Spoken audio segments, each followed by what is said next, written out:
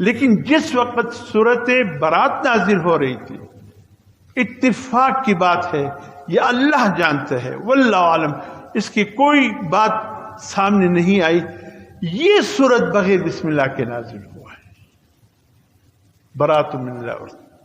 یا حضرت جبرائیل الصلوۃ والسلام نے برات من اللہ ورسول شروع تو کر لیا بغیر بسم اللہ کے،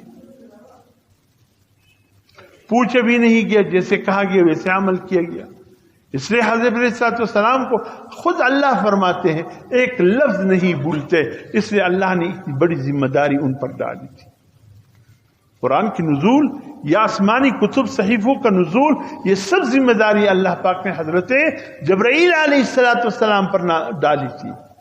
ایک دو دفعہ حضرت اسرافیل علیہ السلام بھی وہی لے کر آئے ہیں، لیکن ایسا عام طور پر نہیں ہوا، عام طور پر وہی حضرت جبرائیل علیہ السلام ہی ہر نبی رسول کے پاس لے کر آیا۔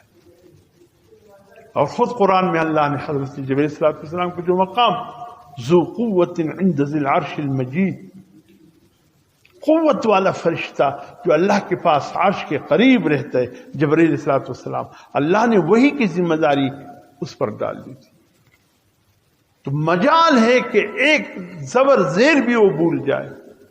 اب اللہ کو علم ہے، وہ جب سورہ برات لے کر آئے بغیر بسم اللہ کے لے کر آئے۔ صحابہ کرام فرماتے ہم یہ سمجھے